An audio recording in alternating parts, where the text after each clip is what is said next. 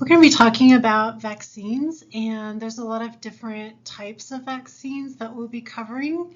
So we'll look at the inactivated vaccines down through the nucleic acid vaccines. So these are just a list of some of the vaccines that are used here in the US, and you don't have to memorize all of these, but you can just look at them. And this is a little bit of an old list because the new RSV vaccine and the vaccines are not on this list.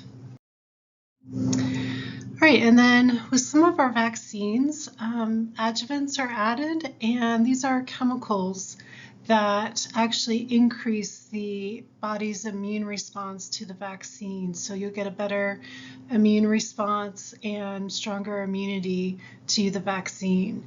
So not all vaccines will have adjuvants added to them, but some do. And some of the adjuvants that are used would be aluminum and this monophospholipid A.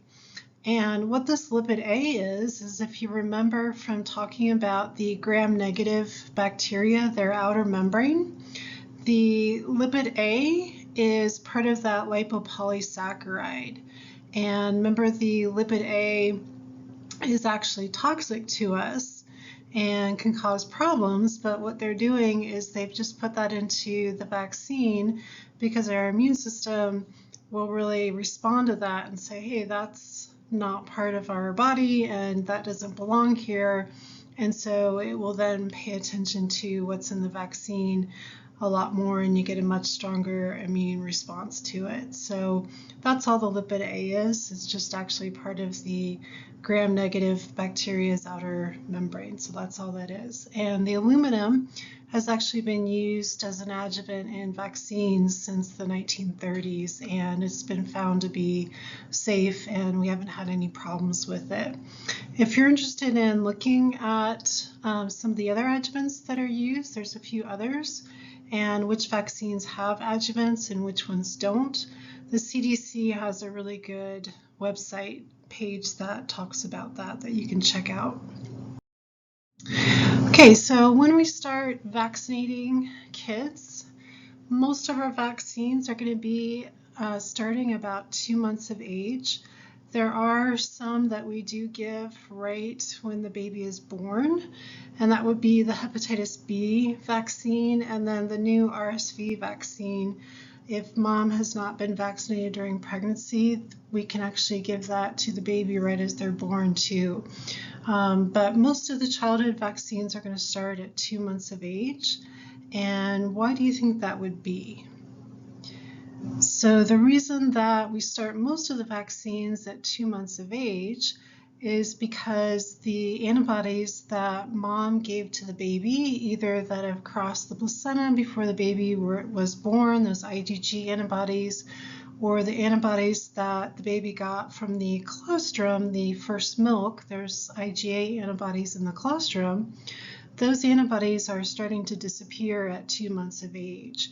And so we want to vaccinate the baby at 2 months and stimulate the baby to start producing their own antibodies and memory cells, so then they will then be protected.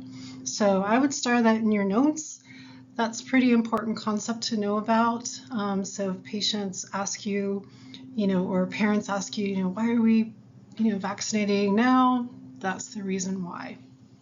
And then vaccines, some of them are given at different times besides the childhood schedule, depending on risk.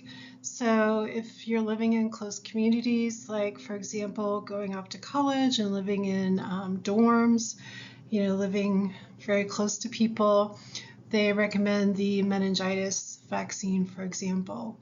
People that are immunocompromised, they get a lot of vaccines because of that. And there's also certain vaccines they can't have, like the live attenuated vaccines cannot be given to immunocompromised people.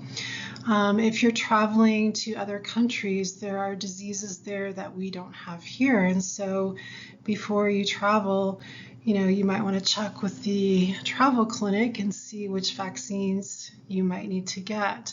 So, for example, maybe you're traveling to the Amazon, you would need to get a yellow fever vaccine.